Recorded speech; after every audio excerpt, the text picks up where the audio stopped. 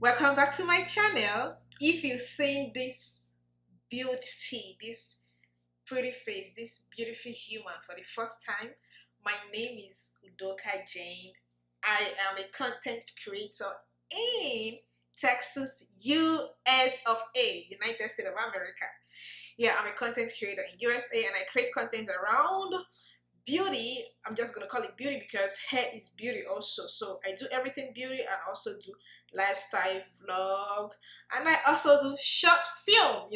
The actress in me is coming out here on my YouTube channel. So I hope you're doing okay. If you've been with me, if you're an old subscriber, thank you for coming back to watch me again. Thank you so much. I appreciate. So today, I'm about to give you guys something. Today is it's an emotional video. Thank God I've gotten over my emotions in the last video I recorded. So right now I'm going to be okay. I'm going to be very, very alright recording this. I'm telling you guys a story of how I lost my mother. Some of you might know this, that my mom is dead. My mom passed away 23 years ago, 1997, when I was 8 years. And she died and left behind 6 kids, a husband, and her siblings. Okay, so let me tell you guys the story of how it happened. Okay guys, so first, may the souls of all the faithful departed through the mercy of God rest in peace. Amen. I believe my mom is in a better place right now.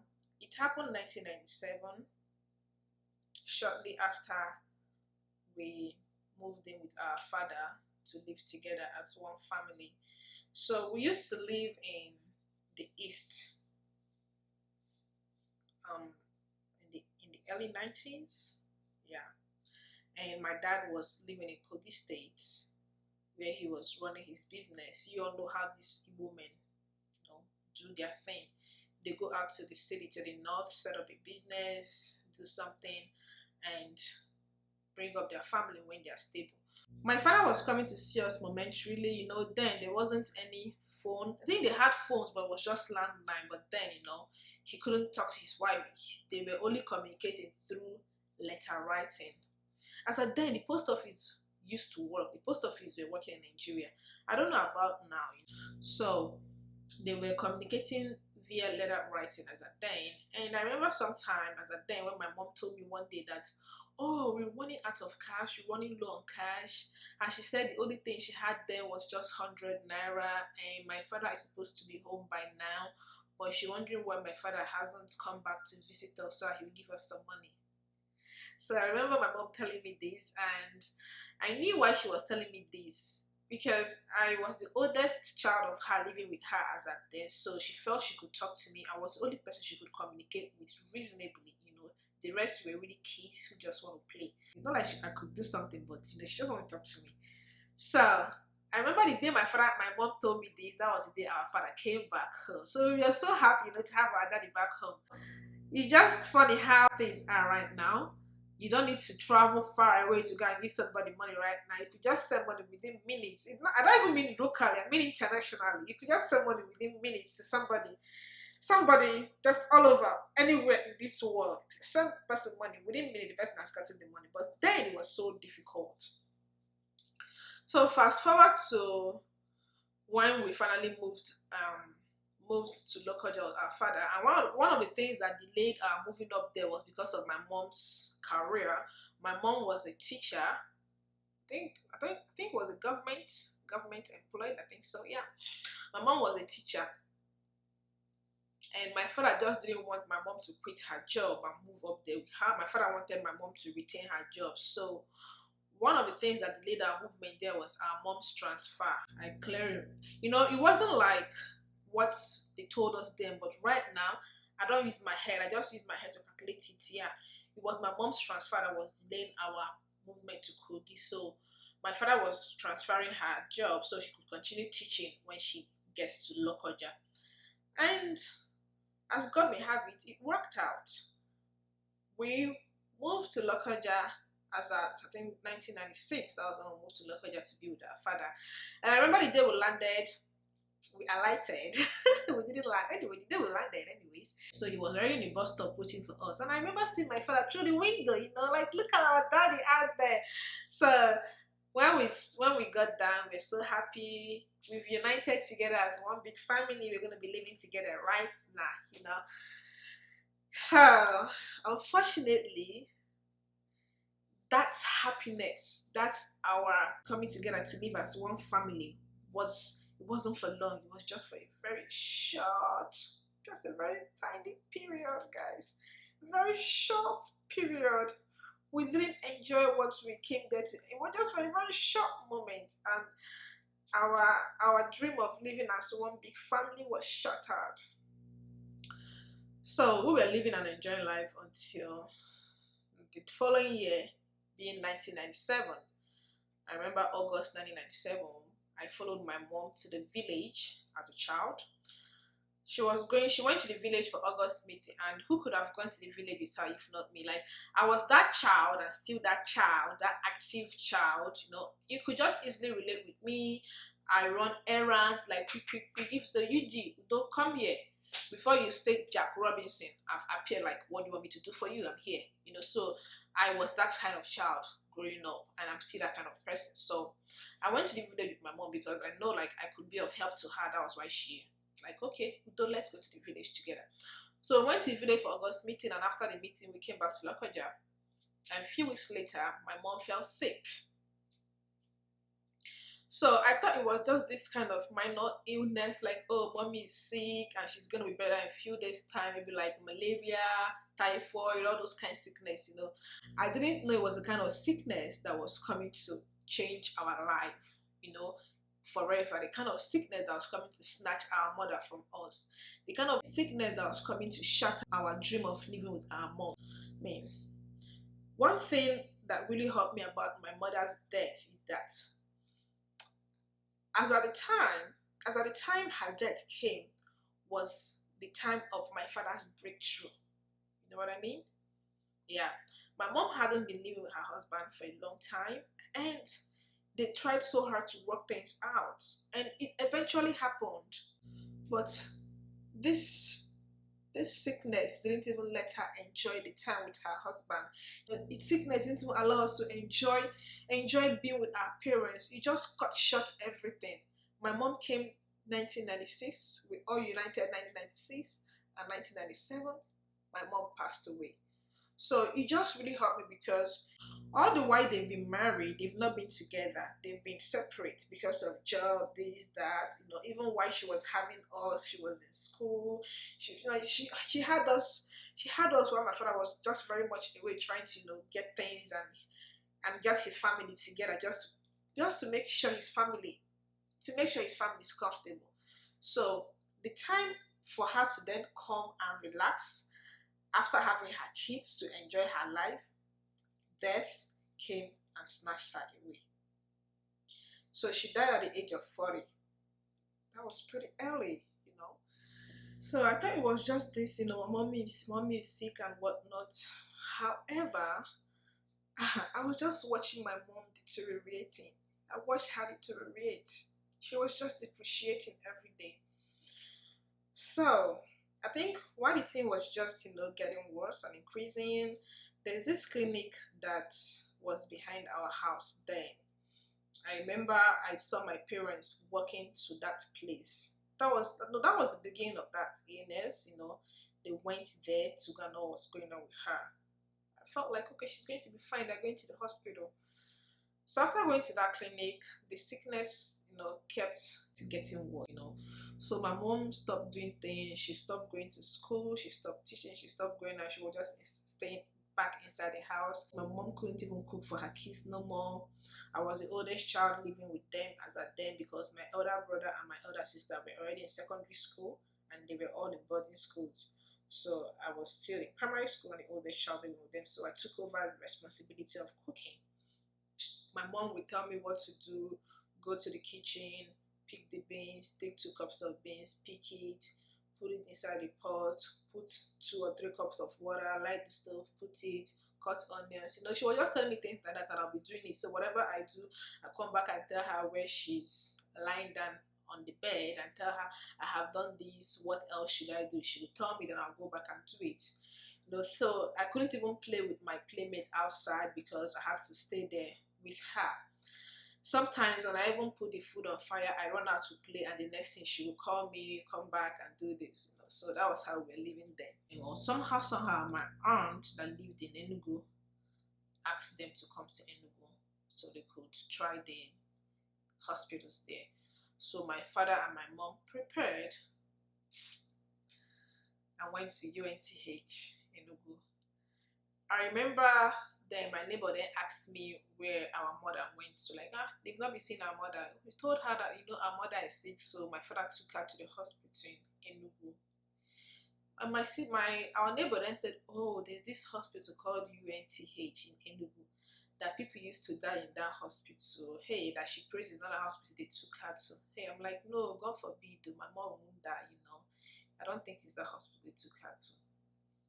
They went to the hospital in Enugu, and my father was just disoriented because my father had us in Lokoja. His wife is really sick. Sickness we didn't know what was going on with her. I think only my father knew, and if he had told us, we wouldn't have understood. So my father had us in Lokoja, the wife back in Enugu, and his business, So my father was just here and there. He would come home, spend maybe a night or two with us. Then he would go back to Enugu to go and be with his wife in the hospital. And I'm so thankful to my father's sister. She was also really helpful as at then, because I knew she was sharing tons of sleep in the hospital with our father. Sometimes my father stays there, and sometimes my auntie stays there with our mom that was sick then. So my father was coming back home and going there. Then there was this sad afternoon. I was coming back from school that day, and it was really hurt. And surprisingly and unusual, I saw so many footwears in front of our door. And I saw that our door was wide open and the curtain was also raised up. So while coming down to the house, you're going to see the door open, and you're going to literally see whoever that is sitting down inside. So on my way back from school, I looked straight into the house and I saw my father. It was usual seeing my father coming to see us, but it was unusual seeing him sitting down in that position. And it was so unusual seeing so many footwears in front of our door. Maybe 10, 15 footwears, it's unusual.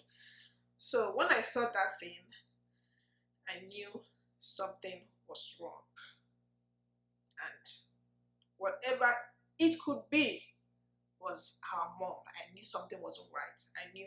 I knew something wasn't right. Seeing my father sitting like that, and my father looked so pitiful, my father looked so drained. How did my father manage to come back? I'm still wondering, how did he manage to make it down to Kogi? How did he manage to do that?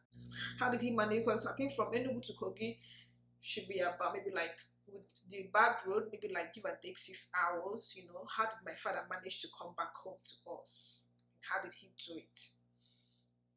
How did he go to the bus station? How was he able to get into the bus? How was he able to sit down? How was he able to come back home? How did he feel coming back home for the whole 6 hours? What was going through his head? How did he come back? How was he able to do it? I don't know. But I saw my father sitting out there looking so pitiful, and I knew something was wrong coming back from school. Excuse me. So when I got to the house, I saw my father. My father wasn't crying. Men, my father wasn't crying, but he looked so drained out. He looked so exhausted. When you look at him, you know that a part of him is broken. That was how my father was looking. So when I came back, I went to him, and he held me so tight. He held me really tight, and I asked him what was wrong. what happened, like where is our mother, you know how our everybody was there, like, hey, yeah, hi, child, oh, people were crying, but they weren't screaming because I think my father just didn't want any form of noise, so they were just quiet. So my father held me and I asked him about our mother, what happened, where is she, what are all these people doing here, what happened. He told me that our mother passed away, our mother is dead. When he said that to me, I'm not even going to lie, I didn't even understand the concept of death then, but I knew whatever it was wasn't good. I just knew it wasn't good. So I got up and left. I had my backpack, but I didn't even drop my backpack. I was standing between the connecting door to the bedroom and the living room. Guys, that was how I stood up. That was it. I was standing all day, all night. I stood there. I didn't sleep. I stood. Then my brother came back from school. I think my father somehow sent for my elder brother to come back because he was schooling in Kogi State, then very close to the house, but boarding school. So he sent one of his boys to go and bring him back home. So when my brother came back home, I told him that our mother is dead. I don't know, but it was a very emotional moment for my family and I then. So fast forward to when we went to the village to bury her. She passed away October 17th. If you've been following me on Instagram for some time, you also have seen me, posting her death anniversary every year. Every October, I usually post my mom's death anniversary. I started it, I think 2015 or thereabout. That was when I started it. So she passed away in October, and the sad thing about the sickness, it just came and took her away. The sickness didn't even give her time, no time at all. Even while my mom was sick, my mom was writing letter to us. She would write letter and address it to all her kids. Then our elder sister would read out the letter to us. Said, she just read it out to us, we listen. But the only thing I could remember then was that my mom was always telling us to stay strong, that she's fine and she will be back soon. So that was what her letter was always reading, that she will be back soon, that she's getting better. She was always asking us to stay strong, but we didn't know she wasn't getting any better. We didn't know the sickness was eating her up, She was just giving us hope, but we never knew she wasn't coming back. So I'm thankful to all of my uncles who were taking care of us then when my father was here and there, to all the boys my father employed then that was helping him in his businesses, and they were taking care of us then. Our cousins that came and stayed with us, we had so many relatives living with us. So I'm so thankful to them for taking care of us when my father was going through this tough time, and even when it happened, when our mom passed away, we had so many people living with us, guys. We had at least 7 adults living with us at home, taking care of us. So I'm so thankful to all. I'm so thankful to all of them, guys. God bless them for us. They took care of us.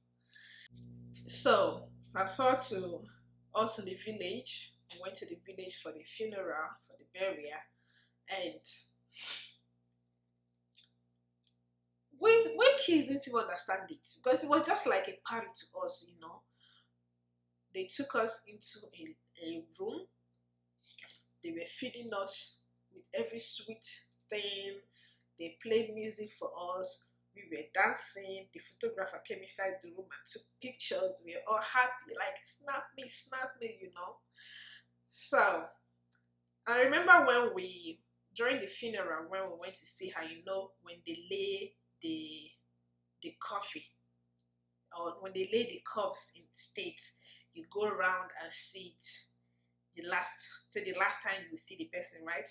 Igbo people call it Anyanki Bazo. So we went out there to see to see our mom for the last time. And I saw her. She was in her wedding dress, and my father was carrying our last child then. Toto was like 3 years old, you know. So while we were working there, you know, Toto saw our mother, and Toto was calling her mommy, mommy, mommy, you know, but nothing was happening. And I don't blame the boy. He hasn't seen his mom for a very long time, and on seeing her there lying down, you know, with her eyes closed, not saying anything, I mean, he'll be wondering what's going on, but that's my mom. So he was even calling the mother, and the mother wasn't even answering. Our mom wasn't answering. The boy was crying. He was seriously crying, you know, like mommy, mommy, mommy, and she wasn't even saying nothing. He wasn't crying that the mother passed away. He was crying that he could see his mom, and his mom isn't responding to his call. So he was like, it's abnormal, it's unusual. Why would I be calling you my mother that I know that whenever I call you, you're going to answer me? So what happened? Why are you not answering me now, you know? So after then, we went back to our usual spot, and we were having fun, rejoicing. And my mom was laid to rest. She was buried. We didn't even know when she was buried, and neither did we know where she was buried. I didn't know where my mom was buried. Maybe until like when I was in secondary school. Was it secondary school or university? That was when I knew where she was buried, but I never knew where she was buried. And I also never knew what she was sick of. It was then lately, maybe in my college years, my university, that was when I asked our father what killed her, and he said it was cancer. I got to know what happened to her as an adult, you know. She died of cancer. I think it was one of the organ cancers. I think it was liver, either the kidney cancer or liver cancer, one of those cancers. And they really started about this cancer is that we didn't see it coming. We never knew, you know, it just came and took all of a sudden. No notice. We didn't have time to assimilate the illness. We didn't even have time to take care of our mom. We couldn't do nothing. It just came like that and snatched her away, you know. And I just know that my father, that I know so much, my father would do anything. Like, my father loved my mother so much, guys. The kind of love I experienced between these two was so strong. I lived with my parents, but I never saw these people exchange words. I never saw them quarrel. I never saw them fight. You know what I mean, right? I never saw it happen between them. They could have been doing that behind closed doors, but I never saw my father and my mother quarrel. I never saw them fighting. I never saw them exchanging words. I never saw them arguing. Just common arguments. I never saw them argue about anything. So that was the kind of love my parents had then for themselves. So my father, that I know, my father would do anything for my mom. My father would do anything to save my mom. Like, I don't know how my father got, I won't say my father got over her, but how my father got over her death. How my father accepted the reality. I don't know how my father moved on, you know. And I'm sure, I don't even know how my father healed. Even though they say time heals wound, but man, my father healed, and I thank God for that. So after the funeral, they took us to a traditional man. Let me not call it a herbalist, maybe a herbalist, you know. They took us to a traditional man, and the man used razor blade and did some incantation and gave us some mark on our fingers, our forehead, our head, and the sole of our feet, and on top of our feet. And I forgot to tell you guys, they shaved our hair, like skin like this. They shaved our hair entirely, and we wore what was black. Remember, it was a black dress that they see for all of us to wear, and my father was wearing white. So we went back to Lokoja. My father wore that white for at least 6 months, if I remember clearly. He went for a very long time, maybe 6 months or a year.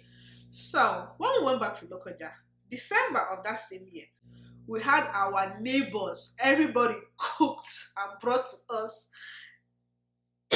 salad. the Muslim cooked and brought to us. My father was like, "No be hunger kill my wife." Oh. Then I don't blame them. That was the least they could do, you know. Go and give them food. Go and give them food. And this Muslim food, ha. Have you ever eaten salad rice before? Salad stew. You should, if you're not eating salad food, go and try salad food. It's very, very delicious. I'm so thankful to everybody who showed us love. I'm so grateful, you know. I don't know.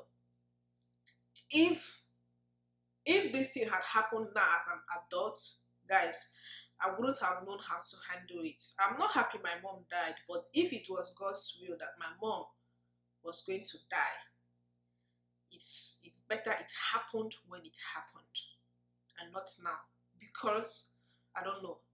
I wouldn't know how to behave. I won't have been able to, you know, to manage it well. So I thank God it happened when it happened. Honestly, I don't know. It was a very emotional moment for us, and music healed my father. You know, my father was so lonely. Just sometimes just think about how he managed it. He was so lonely. Every night he goes back his room, he cries. My father was usually playing this, you know, all this emotional song, emotional music. And as for me, I never really felt my mom's death until this stage of my life. I think because I think it because I moved to the States and I didn't have my family with me anymore, so I was just by myself. So I think it was then it dawned on me like, oh, you know, I don't have my mom anymore. Because when I moved down here newly at 2014, when I was staying in California, I was really, really lonely, and that was when it dawned on me that my mom was dead. And that was when I used to cry. I started crying, like I was always crying, I was always weeping. That, oh, my mother is dead. Oh my gosh, so my mom is dead, and I'll start crying. But when I was in Nigeria, guys, it wasn't like that. I think it was just because I had my family with me, you know, we healed really quick. She died at her prime. She died at the time that she would have started enjoying life. She died at the time of my father's breakthrough. She hasn't been with her husband for a long time. Her husband has been away trying to make life easy for them, and that when things started working out for them, when things worked out, when we were supposed to live together as one big family and enjoy life, you know, that was when death took her away from us. I mean, my mom was a very strong woman, to the best of my knowledge. Like, if it was like a physical fight, you know, my mom would have come out victorious. If my father had the power or the knowledge or the thoughts of taking my mom abroad to go and treat her, my father would have done that. And I think he didn't do that because nobody suggested that to him. And you know, as at then, traveling abroad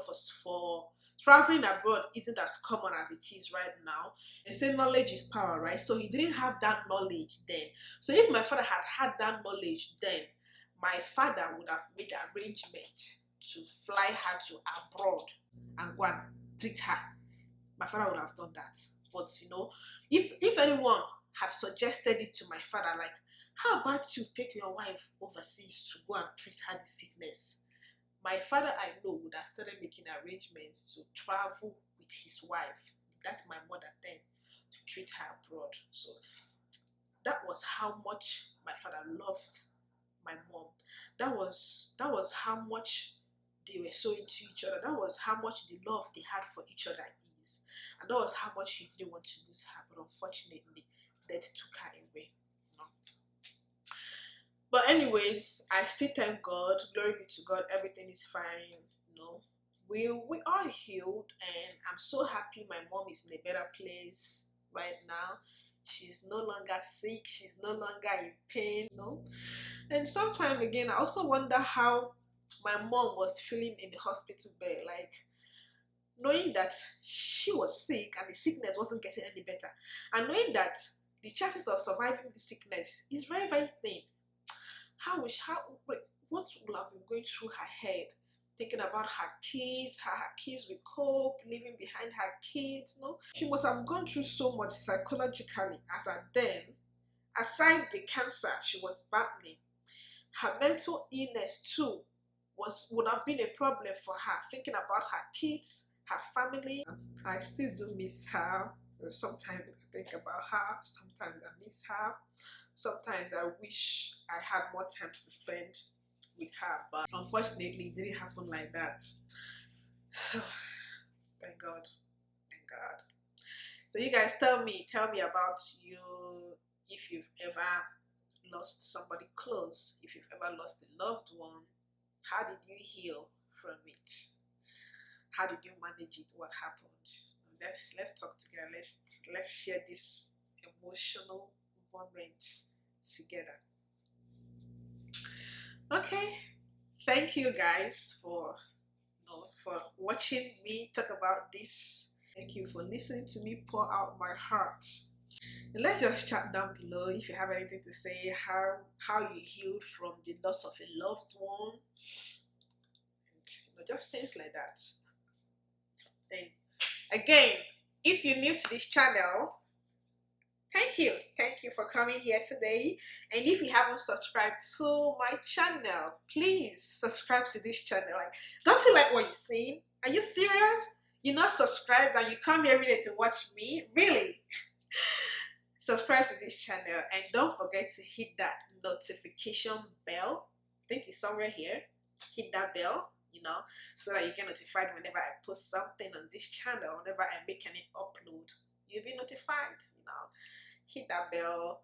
Give this video a thumbs up if you like it. It's going to help my YouTube algorithm. It's going to help my YouTube to grow. Thumbs up, share with friends. Please subscribe, comment down below. I will see you all in my next video. I try to post every Mondays and Fridays, so this video will be going up today. Be Monday. Bye. I'll see you guys in my next video. Bye bye.